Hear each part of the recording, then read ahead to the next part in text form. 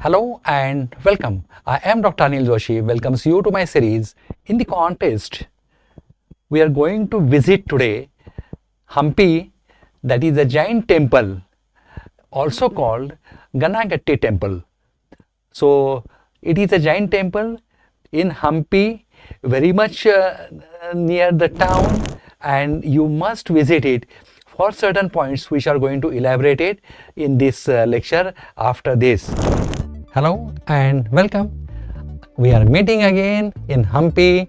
Hampi is very important, not only from those who follow religion, but also for those who follow history and for also those who want to know why India was called as the most prosperous country in the world, why Vijayanagar was called as the richest town, richer than Rome at its time, that is in 15th century. So for that it has to meet certain criteria. It has to have a biggest trading center. It was the biggest trading center in Asia as far as horses, diamonds, gold, silver are concerned.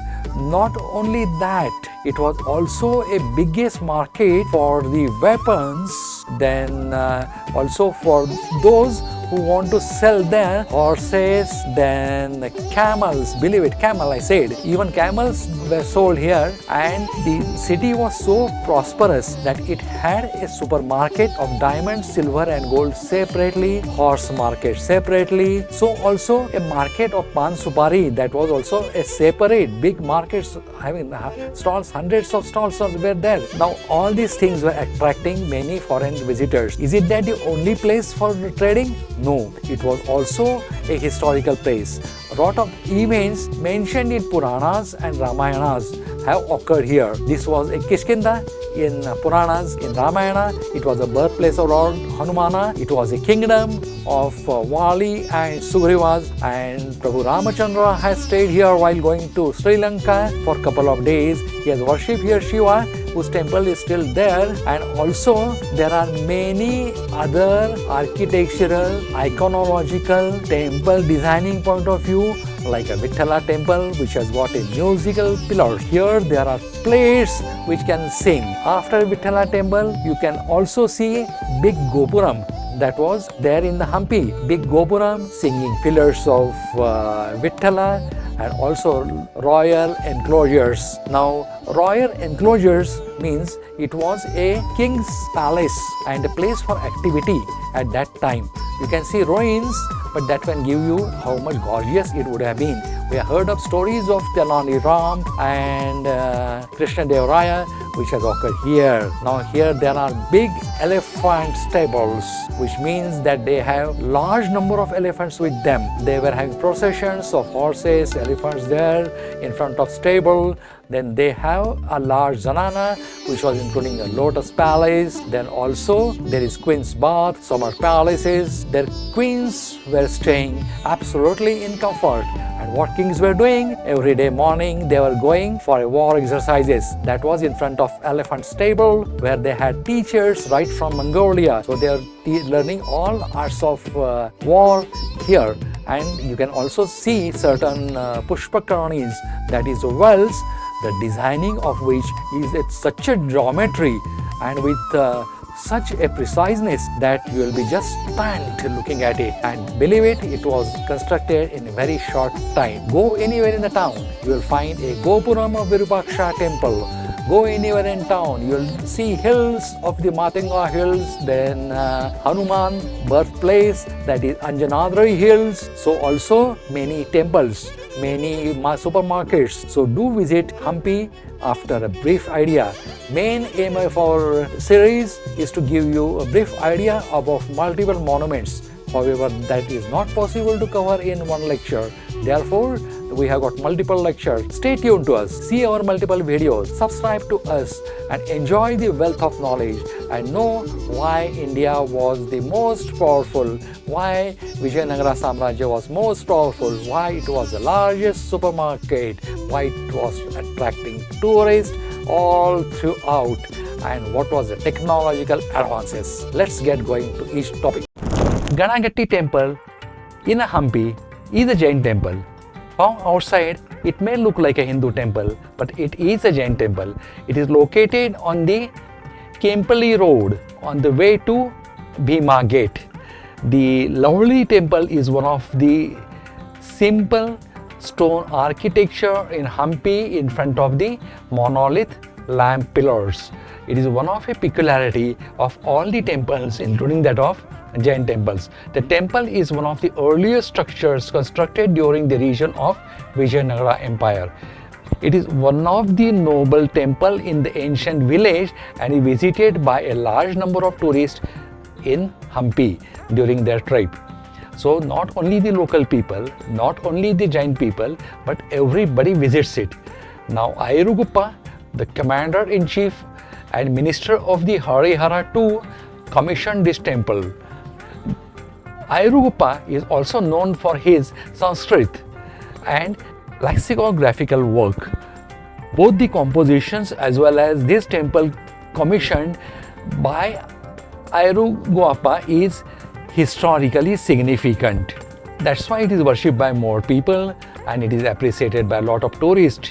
Ganagatti temple roughly translates the word the oil woman's temple. So it was a temple of a woman which was concerned with the oil. That was the name given to it. Here also you remember Badiyulinga of the Hampi. So that also was named after a poor lady who was worshipping it. So it's the real greatness of the king. One is to encourage all the religion.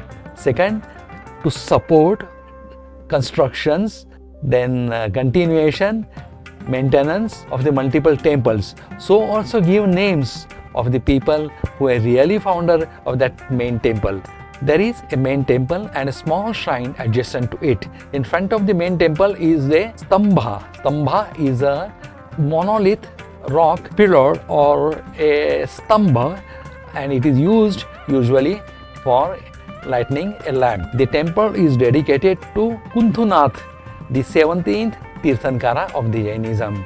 This you should know. The temple faced north. It is dated 1385 CE during the rules of the Hindu king Harihara II. Based on the inscriptions in the temple, it is dedicated to Tirthankar Kunthunatha. That's what we have already seen, that he was the 17th Tirthankara, and has plain walls, a pillared mandap and a square sanctum from which the Jaina statue is not there now, but it was once upon a time there. You can see remnants of it. There are capitals on the pillars and the doorways have decorations. Over the sanctum is a Dravidian style narrowing square pyramidal. As Dravidian, it has to be a layered one. Other monuments in this temple compound are in ruins. As you know, Vijayanagara had their own style, but they also had temples which they have preserved, which were earlier, because earlier this area was ruled by Chalukyas.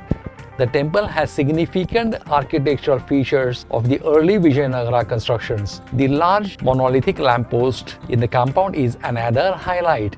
There is ancient slab with inscriptions describing the circumstance of the temple's commissioning. So that's the base part, that they have inscriptions about the person who was main responsible for this, then the king who donated for this. So also other donors rather than king, other sculptures, then Sutradharas, the one who has constructed, designed, the engineer, their names are also there. The Bhima Gate, a gateway with a military architecture just behind the temple complex, is also an attraction. So if you are interested, you must visit. If you want to visit such sites, you should know the history and you should imagine how much gorgeous and what were the activities taking at that place. The sanctum of the Ganagatti temple does not contain an idol. There is missing, I told you. However, the parapet above the temple spots the stucco image of the Jain saints. This is a typical example of early Vijayanagara architecture along with the Dravidian mixture. So both were adapted. Maybe earlier it was because of Chalukya was ruling this. It's a combination this way. The superstructure is built in form of a stepped pyramid. That's why it is called Dravidian. It has 6 diminishing talas of the plain horizontal slabs. This is technical, which we'll understand when we'll see the photographs. Now we are taking photographs for all the direction, which are not leaving any stone unturned. The Jain temple normally is very simple. The Ganagitti temple follows the same principle in terms of simplicity. The temple has two halls and the inner sanctum. Halls are also having antara, that is a typical of Hindu temples. Then Ardha Mandapa, Maha Mandapa are also same as that of the Hindu temples. The Ganagatti temple is a lovely structure with a simple form and design. Though the temple is built in a Devanagara style architecture, there are some eminence that it was from the Chalukyan period. What was it? Chalukyans? Western Chalukyans, because it is late. So that time rulers were Western Chalukyans who came back after the fall of the earlier Chalukyas. The Ganagatti temple once had an idol. Now you can see with the help of photographs that what should be the size of idol there, what should have been the position, because you can see the remnants there. The temple has also footmarks of platform built inside it, might be of the Tirthankars. These footmarks are believed to be of Tirthankaras. The temple has several Jain sculptures that can be found in various parts of structures. Now let's go to the Ganagatti temple. At the site, it was in the town. You can see here the map.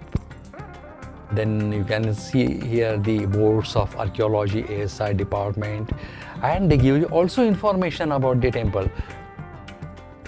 This is a Deepastambha. It's a monorock and it is here taller than the temple. The inscription are important for us. The inscription in the courtyard of the Ganagatti temple says Jains were prosperous and influential in the Vijayanagara period. They were basically business community, so they had a prosperity. They were generous and they were donating to the temples.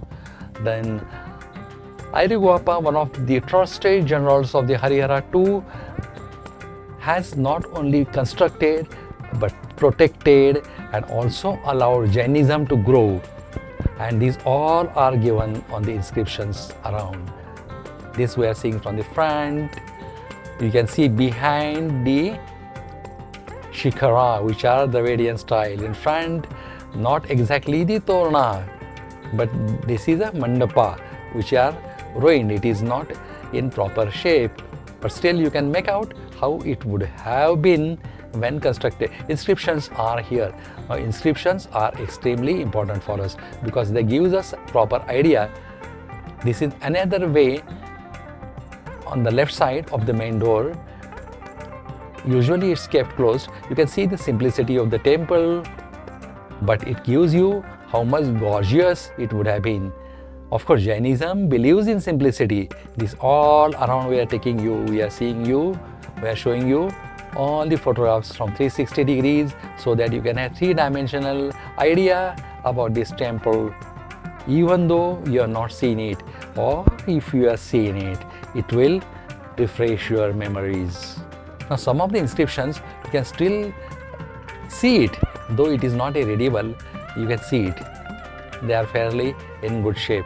Sanctum, main sanctum, mildly softly decorated. Now, this is what I was telling you. Though there is no idols, no deity, but still you can make out that there were statues of Tirthankaras here. This is the main shrine. This you can see is the Dravidian style of Shikhara, stepped, pyramidal, square. And with that, I hope I have added into your knowledge of the Jain temples and Jainism. Please visit our website. Please see our multiple videos on same topic as well as different topics. If you have already seen it, if we have short in some knowledges, please let us know. Or if we have given you adequate knowledge, then subscribe us and give us a like. Thank you. Goodbye and good luck.